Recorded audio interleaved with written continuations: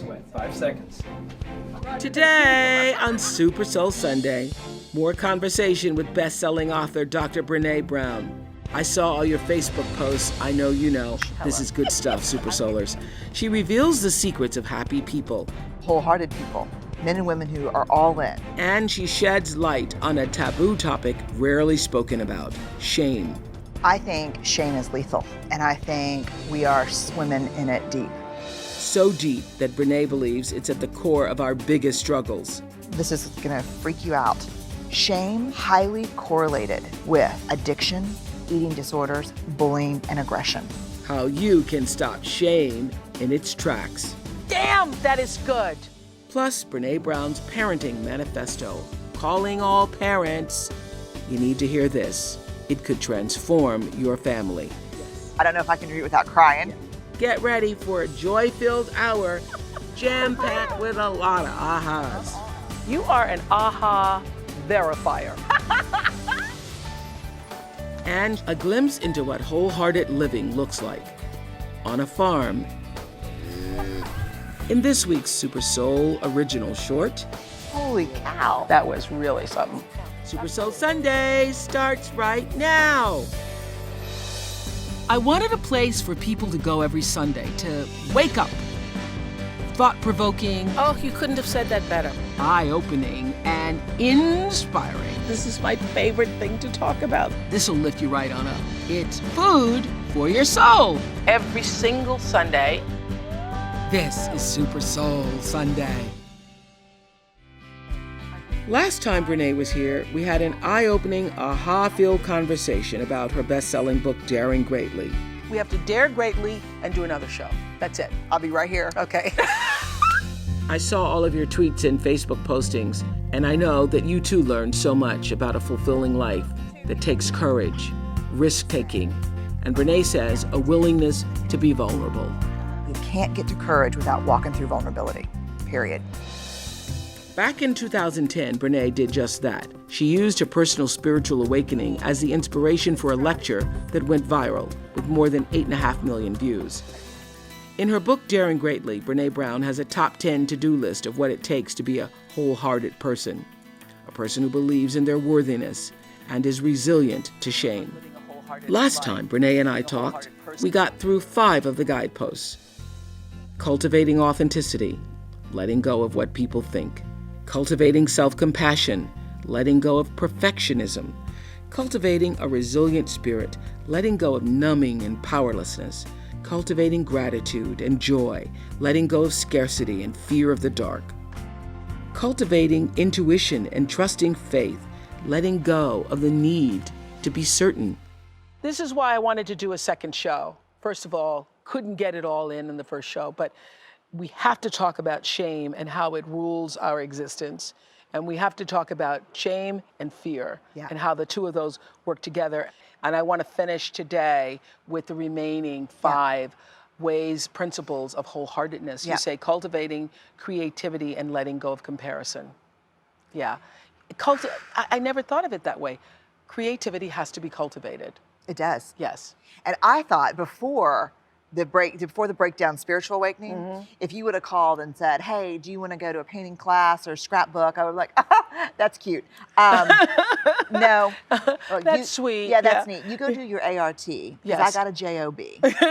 And, that kind of thing. Then when I realized that all these wholehearted men and women had in common was they cultivated creativity.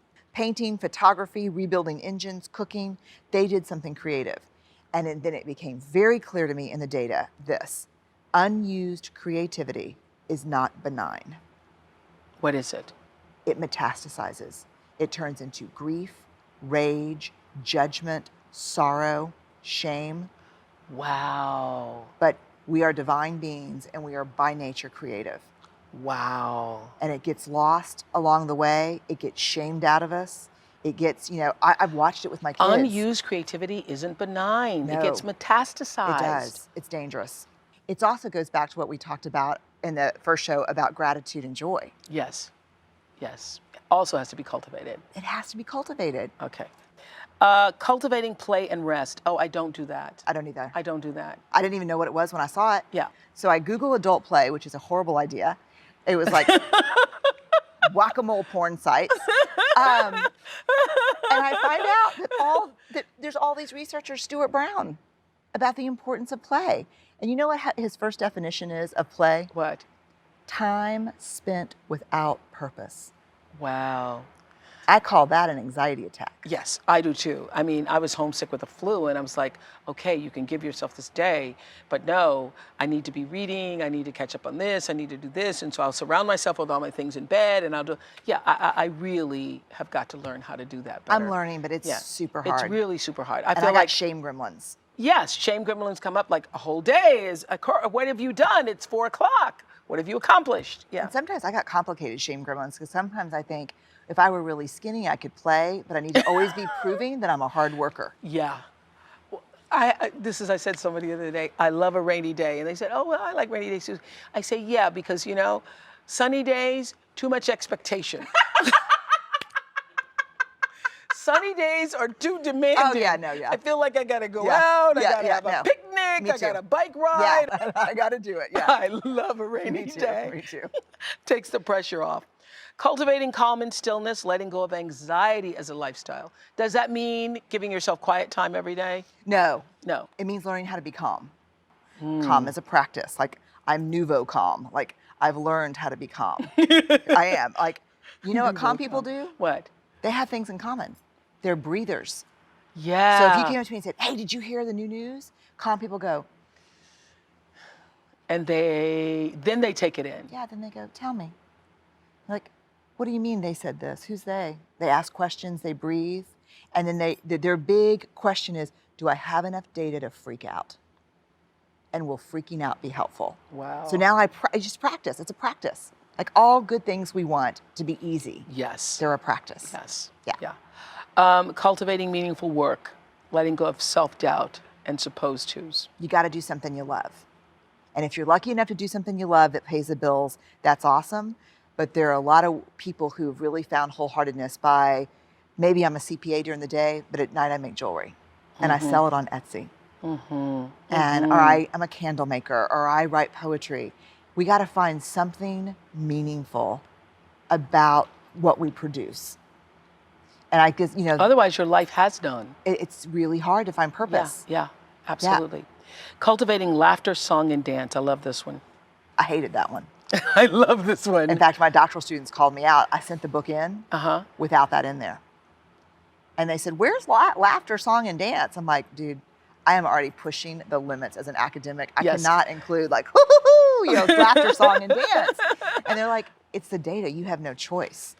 And so what we have to let go of in order to laugh more and laugh loud and be is control. Control. Yeah. And cool. And cool is being dangerous. cool. Yeah. Cool is the emotional straitjacket.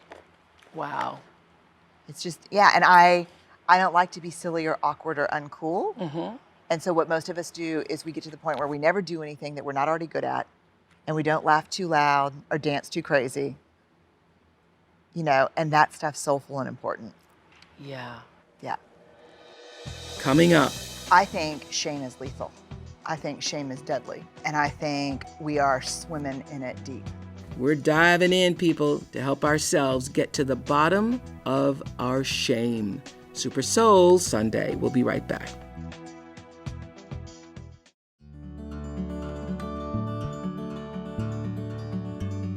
Brené Brown is the author of 3 books. I Thought It Was Just Me, The Gifts of Imperfection, and Daring Greatly. Her first book explores a topic that is seldom spoken about: shame. So, first of all, let's just talk about shame. You've studied it. I did. Not many people have studied it. No, in fact, I wanted to study it, and a lot of people said, no, don't study it, don't study it. And then I was kind of a rebel rouser, you know, a little hellraiser. And so I thought, oh no, then I'm going to study it definitely if I shouldn't study it. And I go to the stacks at the library at our college, and the first article I pull says the decision to study shame has been the death of many academic careers. Oh my goodness. I was like, student loans, death of the career. I'm like, oh my God. Wow. Yeah, you know why? Why? Nobody wants to talk about it. Yes. We have a visceral reaction to the word shame. So you say that if you're like on an airplane and somebody say, oh, what do you do? And you say, I study shame, people, they literally turn the other way. I have answers based on whether I want to chat or not. Yes. And the I answer, study courage. Oh, yeah. I study shame. Oh, these angry birds are fantastic, aren't they? And that's it. Wrap it up. yeah. Yeah. No, the 1, 2, 3 is about shame. We all have it. It's the most human, primitive emotion that we experience. How do you define it? The intensely painful feeling that we are unworthy of love and belonging. And the does it devil. occur after a particular incident, or does it occur over, many life experiences? Both. Both. It could happen in an instant. There are specific memories that we can recall that can bring up shame for us. But there are also very insidious, quiet messages that we just marinate in over a lifetime. This is what I've always known about and tried to get across to people. And don't think I was successful at it, really, in the 25 years of the Oprah show. The thing about abuse, and particularly sexual abuse, most people think it's about the sex. It's really about the shame that occurs after the sex. And it's keeping it the secret, and we're only as liberated as our secrets.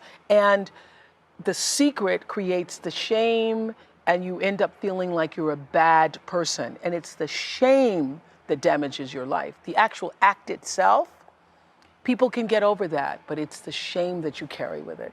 There is no question in my mind No that's question truth. about that. That's just truth. That's like God truth. Yeah. I think shame is lethal. I think shame is deadly. And I think we are swimming in it deep. Do people recognize it, No. though? I think people don't recognize So people it. have 1 or 2 reactions when I say shame. They Yeah. say, I don't know what you're talking about, but that has nothing to do with me. Yep. I know exactly what you're talking about, and I'm not talking about that. But here's the bottom line with shame. The less you talk about it, the more you got it.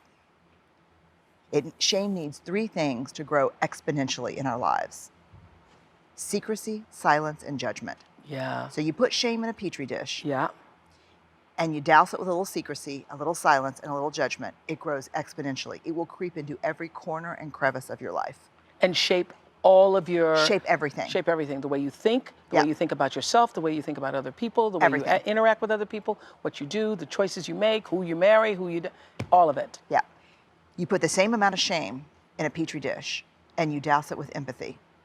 You've created an environment that is hostile to shame. Wow. Shame cannot survive being spoken.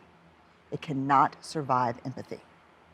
So if something really shaming happens to me, And you talk about it. and I call you and I say, oh God, Oprah, it's Brené, you're not gonna believe what happened. I'm in such deep shame. And you say, what's going on? And I tell you, and you express empathy. Yes. Shame can't survive it. Shame depends on me buying in to the belief that I'm alone.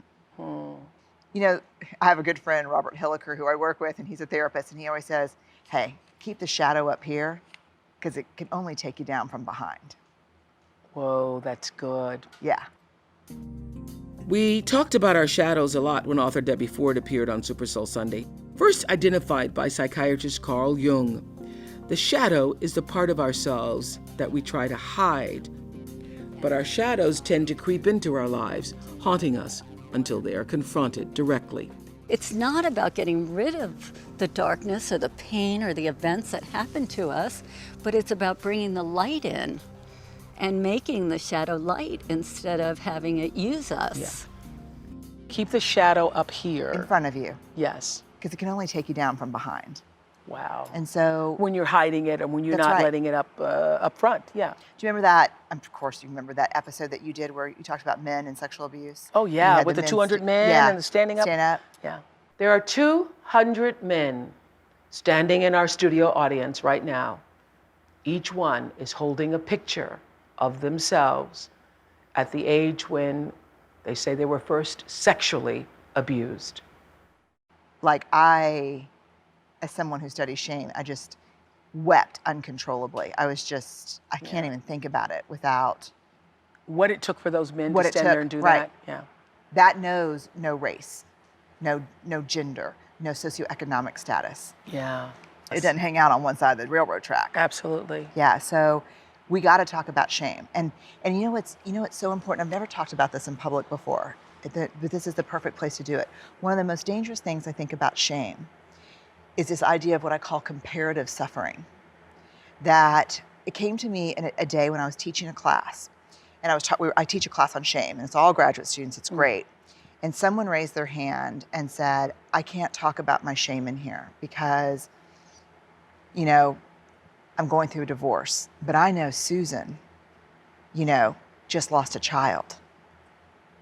And then Susan said, I don't talk about my shame in here because I know John was sexually abused. And John said, no, I don't talk about my shame. We rank order suffering. Whoa. It's a comparative suffering. And the thing is, compassion is not a pizza. It's not finite. It's not like, hey, there are 8 slices of compassion. And in order for you to get some, I need less. Compassion, empathy, infinite. It grows exponentially. It doesn't matter whether you don't have the worst, darkest, hardest story in the world. If you have shame because your boss ridiculed you and belittled you in front of your colleagues, that needs to heal too. Coming up, how to negotiate the thin line between being vulnerable and oversharing. You share with people who've earned the right to hear your story. Damn, that is good. Are Brené Brown's words resonating with you? If so, think about how you can do your part to free yourself from shame. Facebook or tweet me using the hashtag #NoShame. Super Soul Sunday. We'll be back in a moment.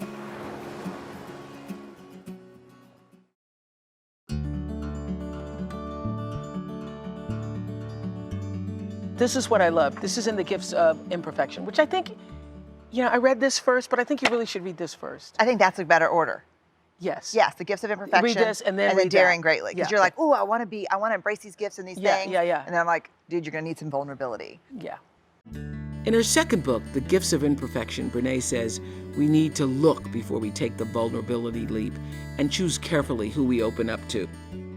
So I love in Gifts of Imperfection where you say, if we share a shame story with the wrong person, they can easily become one more piece of flying debris, so well said, in an already dangerous storm.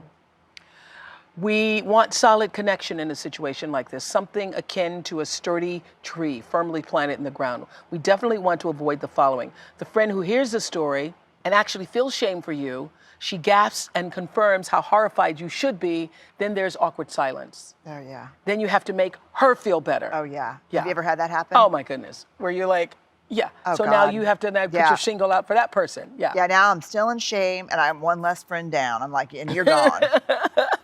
The friend who responds with sympathy, I feel so sorry for you rather than empathy. I get it, I feel with you and I've been there. If you want to see a shame cyclone turn deadly, throw one of these at it. Oh, you poor thing. Yes. Or the incredibly passive-aggressive Southern version of sympathy. I love this. Bless your heart. Yes. That gives me the shivers when you say that. That's Yes. like, I'm fixing to tear you down and God is on my side. Yeah. It is the worst. We've all been there. The friend who needs you to be the pillar of worthiness and authenticity, she can't help because she's too disappointed in your imperfections because you've let her down. Yes. Painful. The friend who is so uncomfortable with vulnerability that she scolds, how did you let this happen? The friend who is all about making it better and out of her own discomfort refuses to acknowledge that you can actually be crazy and make terrible choices. You're exaggerating, the person says. It wasn't that bad. Right. Yes. And the friend who confuses connection with the opportunity to one-up you. Well, that's nothing. Listen to what happened to me. So when you open yourself up and you're vulnerable enough to share something that has shamed you, what are you really looking for? I'm looking for the person who loves me, not despite my vulnerability and imperfection, but because of it. I'm looking for what I call my move the body friends. I'm looking for the folks who are going to show up and wade through the deep with me. And I think it's a myth that you should have more than 1 or 2 of those. You know, the TV commercials that show 15 of us laughing and doing that kind of stuff. You got one person in your life who you can call and say, I just told a bold-faced lie to someone I care about and I have no way to get out of it and I'm in a shame storm of epic proportion. You have one person that look at you and say, all right, let's do this thing. I'm with you. I've done it. Let's talk it through. You are so lucky. And if you have 2 or 3, that's Forget it. Forget Flattery. it. Lottery. Yeah, and you know what we all do, myself included, is we steamroll over those people to get the attention and appreciation of the people who will never show up for us like that. Wow. So like, you know, you may be my best friend and you might be all around me all the time, but those folks, those women at the mall that I don't know, they're the ones I'm really worried about. Yeah. Trying to please or prove Right. yourself to them. And you say, of course, we're all capable of being these friends. Yes. But especially if someone tells us a story that gets right up in our own shame, that's when it hits the nerve, right? You're human, imperfect, and vulnerable. Yeah. Yes. It's hard to practice compassion when we're struggling with our own authenticity or when our own worthiness is off balance. And you know what means the most to me? What means the most to me is if I go to someone with my shame story. And my whole mantra is, you share with people who've earned the right to hear your story. Damn, that is good. Right? Doggone it, Like, that's so you good. have to earn the right to hear my story. It's an honor to hold space for me when I'm in shame. And so I want to share. And if I share with someone... we need to just pause with that for a moment. Okay. Because this is how people get so messed up and violated. It's like the Bible says, casting your pearls before swine. It's you true. know, offering yourself up to people who don't deserve to have that offering. That's right. And you have to think long and hard about who has earned the right to hear the story and with whom am I in a relationship that can bear the weight of the story. Wow, that is powerful. And if I go to someone and I share it and they come back with one of those bad, like not helpful, not empathic answers, and then a week later, a day later, an hour later, they call and say, I didn't show up for you. You were so much in my stuff. I couldn't be with you in that. That means even more to me. We're not going to do empathy perfectly. You know, we're not going to have the right response every time. Yeah. Does that make sense? It does. It's so overwhelmingly powerful. I have to take a break. I have to just take a break right now. Okay. We'll be right back. That was great. It was really good. Coming up, There's only one variable that predicts the difference between shame and humiliation. And that is, this is big. This I is have to write this down. This is really big. and later, in this week's Super Soul original short, the inspiring story of a filmmaker who dared greatly and found his life's calling in an unexpected place. Super Soul Sunday. We'll be back in a moment.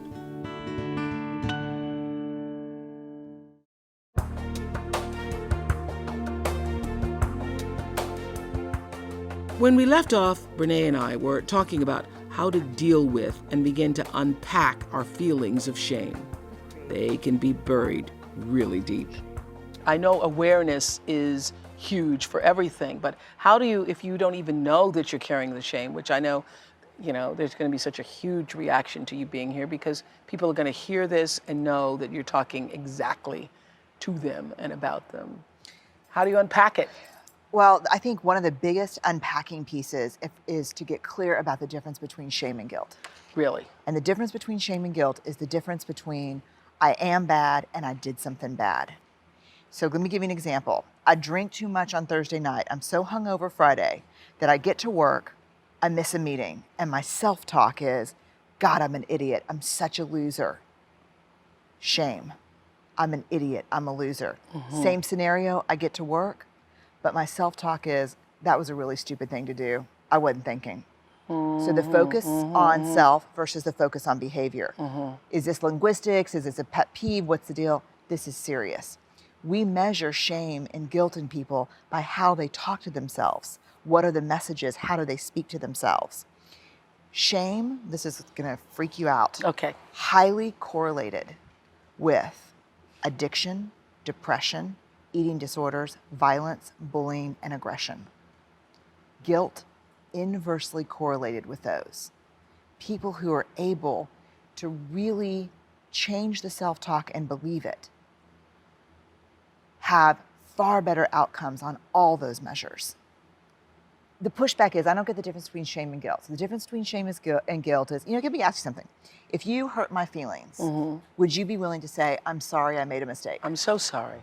Like, I made a mistake, right? I made a mistake. That's guilt. Yeah. Shame, I'm sorry, I am a mistake. I always do that. I'm so stupid. I'm so, Right. I'm such an idiot. I'm Nothing so ever loser. works. Da, da, da, da. I'm a that thing. crappy mom, Yeah. I'm fat, That I'm shame, ugly. that shame. That shame. Uh-huh. We have to get really clear. And so when something shaming happens for me, for example, What I try to do is I try to do everything that's counterintuitive. Because this is what I learned. Men and women with high levels of resilience to shame share very specific things in common. The first thing I try to do, which is so hard, talk to myself like I would talk to Ellen or Charlie, my kids. So the first thing I try to do is say, you made a mistake, you're human, you're okay, I love you, we're gonna get through this. But the big pieces, I mean, this is the hard one, you gotta reach out and tell the story. You got to speak your shame. Yeah. Oh, I was just going to ask you, what is the difference between being embarrassed and being shamed? Huge deal. Okay. We've got shame, guilt, humiliation, and embarrassment. Shame, I am bad. Guilt, I did something bad. There's only one variable that predicts the difference between shame and humiliation. And that is? Deserving. So for example. Oh, this is big. Write this down. This is really big. Okay. To be honest with you, private schools, public schools, across the board, rich, poor, shame is still the #1 classroom management tool. Really? Yeah. I hand out all the papers, and I'm the teacher. I see this all the time in schools. It just kills me. I've got one paper left. Who didn't get a paper? I wouldn't even use you because it's such a trigger for people. Susie, we'll gestalt it with an empty chair. Okay. Susie, you didn't get a paper back. How many of you are surprised that Susie didn't get a paper back? I'm going to help you out, Susie. Next time, no name, I'll put the name on there for you. STUPID. So, what we know. This happens in classrooms? Oh my God, every day, every classroom, private, public, poor, wealthy, it doesn't matter. Shame is a huge classroom management tool. So, here's what we know about Susie. Susie is going to probably experience shame or humiliation. Here's the difference. If Susie's self-talk is, that is the most rotten, nastiest, horrible teacher, I did not deserve that. That's humiliation. Head will still go down. But it's humiliation. Why is that less dangerous than shame? Because the chances of me hearing about that as her mom are extremely high. Because along with humiliation and not deserving is a little self-righteous anger, a little pissed offedness that is super healthy and appropriate. Okay. Does that make sense? I'm tracking. Okay. If, on the other hand, Susie's self-talk is, God, I'm so stupid, why didn't I put my name there, I'm so stupid. Yes. Shame. And the chances of me hearing about that as a parent or a caregiver, 0 to none. Because there's no news, there's nothing to tell. There's nothing to tell because I'm always that way. I got called stupid, I got and called I'm stupid. and I am stupid, and so I get that. So what I tell parents all the time is, you're not the only ones raising your kids. You know, and so like in our family, there will be no name calling. You won't call yourselves names. You won't call each other names. You won't see your dad and I calling each other names. You're just with 0 name calling. So stupid is not ever a word that's used in your house either. No, ma'am. Yeah. I know. Gail had that as a policy growing up. We don't use those words to speak in this house. No, and I have to stop them too if they're working on their homework and it's self-talk. God, I'm so stupid. Why don't I get this? Hey, you can say this is hard. You can say you don't get it. You can say you need help. No name calling. I'm not calling anyone a name, Mom. Doesn't matter. You're calling yourself a name, just as bad. Wow. Not going, you know. Ooh, that's so good. Great story, real quick. Yeah. Ellen's in kindergarten. I get a call from her teacher. She says, oh my God, I know exactly what you do for a living. And I was like, oh, great. I was like, why? She, Ellen was in the glitter center today. And I looked over and I said, man, Ellen, you're messy. And she shot straight up and said, I may be making a mess, but I am not messy. Wow. Yeah, and then of course I was like, oh, great, now I'm that parent, you know? Like now I'm like the... That's great. Here comes Brené, the shame researcher, you know? That's great. Coming up, what everybody wants is to be seen and heard. They want to know, do I matter? And does what I say mean anything to you? That's why we're soulmates. It's true. Because you get me. No. You had me at hello. plus lots more light bulb moments. You are an aha verifier. I'm getting a sweatshirt. Super Soul Sunday will be back in a moment.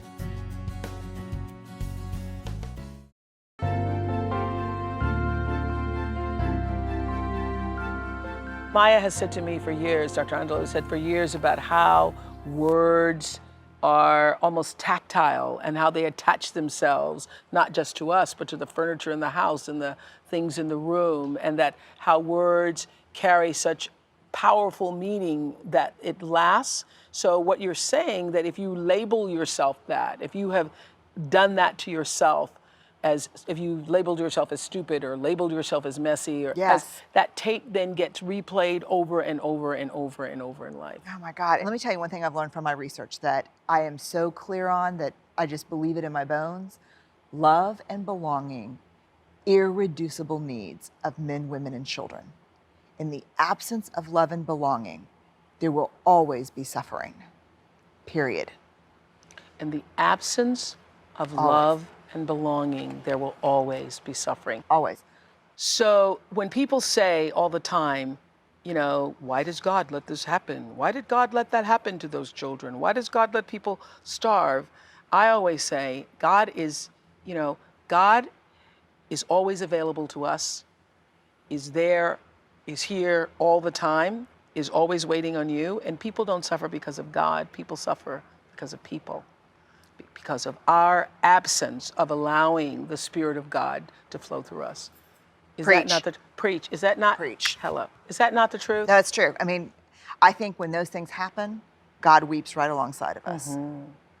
Because of what you just said, that all of us are longing for that connection. It's not negotiable. We are neurobiologically hardwired for connection, Yeah. for love, for belonging. It's in our DNA. Okay, and you have a beautiful definition of connection. Do you remember it? Yeah. This is the one I love so much. Connection is the energy that is created between people when they feel seen, heard, and valued, when they can give and receive without judgment. You know, that made me weep. And it made me weep because I have, over the years on this show and in my work, felt such a deep connection to people I didn't even know. And when I thought, oh gee, I just use the word all the time, I never really thought about what it meant. It is the energy that is created when people feel seen and heard. And do you know that for years on this show, the Oprah show, on this show, Super Soul Sunday, I would say the one lesson I learned early on is that what everybody wants is to be seen and heard. They want to know, do I matter? And does what I say mean anything to you? That's why we're soulmates. It's true. Because you get me. No. You had me at hello. No, I do. I think shame unravels connection. Yes, of course it does. Yeah. Because it makes you think I'm the only one who's ever felt this, and Yeah. I'm the one that feels this, and nobody else has ever felt. Yeah. Yes, I do. mean, people always say to me, why do you think so many people watched your TED Talk? Why do you think, your work resonates with people? I think people need exactly what you say, to be seen and heard and valued. Yes. And I think the one thing I do, the thing that I'm trying to own as my gift, is I'm good at giving people language to describe experiences that we've all had. So that's what you do. You give us a language to understand more fully and deeply what we already knew. That's my goal now, to Yes. language it and let you know you're not alone. You are an aha verifier. I'm getting a sweatshirt. You are an aha verifier. That's what you are. Coming up, whether you're a parent or will be one day, you're going to want to take notes next. Brené's Parenting Manifesto. I just wish everybody could live by those words, really. Me too. That's how you change the world. I believe it. And we're saying goodbye to city life and heading out to greener acres. It's a story of true, wholehearted living in this week's Super Soul original short. We'll be right back.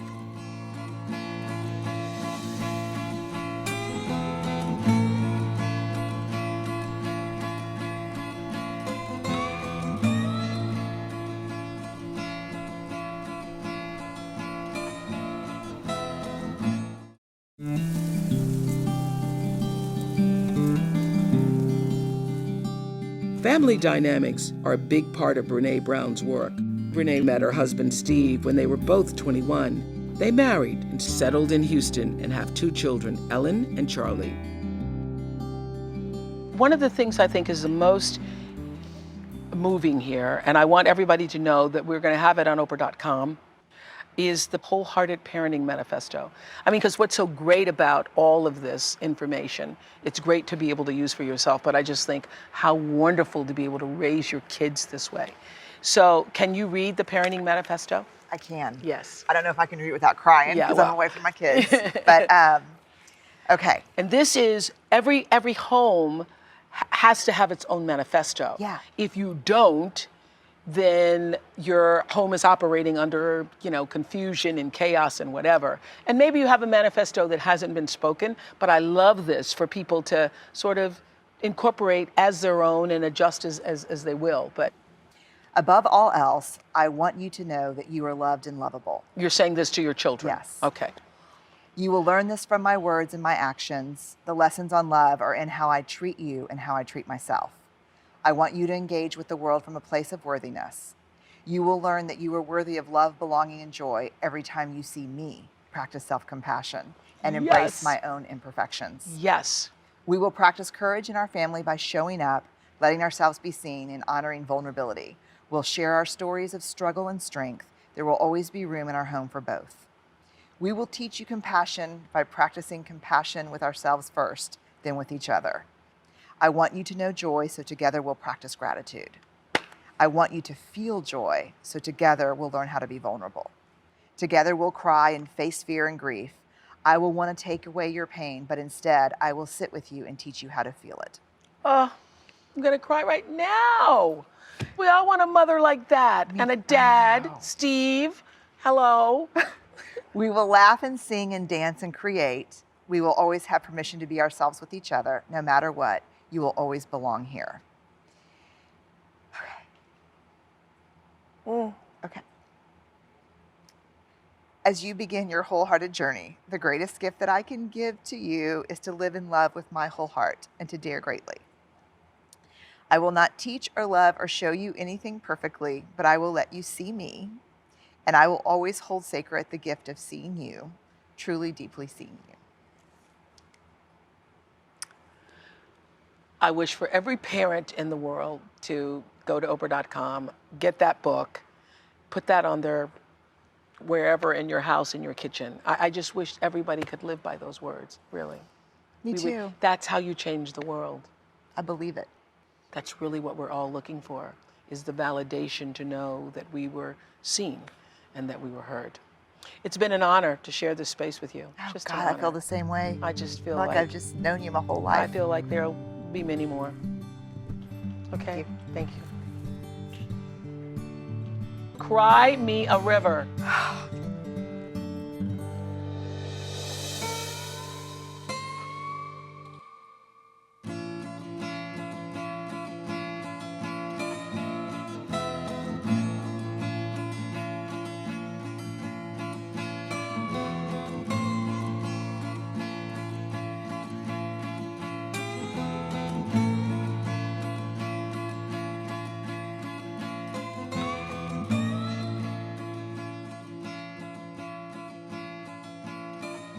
Hello, my name is John Chester. My wife, Molly, and I, along with our dog, Todd, run Apricot Lane Farms, located in Southern California. This farm is not only organic, but it's also biodynamic. This self-contained environment that we're creating here is our sacred space. We focus on harnessing the solutions that we feel already exist in nature. Everything on this farm has a symbiotic relationship and this multi-dimensional purpose. And that's what we're searching for. The ducks eat the evil snails, the sheep mow the orchard grass, the chickens keep the pasture clean, and the horses pull around trailers and chicken houses. And all of these animals fertilize the land. I think it's a simple way of farming, but it's just not easy. Farming's new for us. I mean, we're barely 2 years in. Oh, not yet. All right, try it again. You pull him out. It's forced me to become very comfortable with really knowing what it means to embrace failure. Oh, God. Oh, well. Because for us, failure has the answers we need. You have to trust that the magic is going to happen when your heart's desire is in sync with your conscience. Never in a million years would I have ever been able to predict that simply watching animals eat grass would make my chest feel like it was going to explode.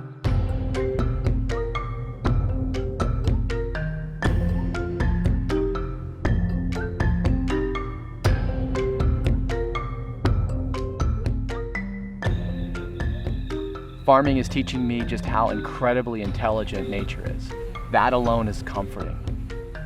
Our job is to be patient, be observant, and at the right time provide the natural raw ingredients that she needs. And then just step back. I love that we're sharing this land with the next generation, watching them be inspired by its magic. And it's in those moments that I begin to realize how lucky we are to be here, essentially managing an ecosystem. If you knew how your food was grown or raised, and given the choice, what would you eat? And I think that's the question that this generation is going to have to answer.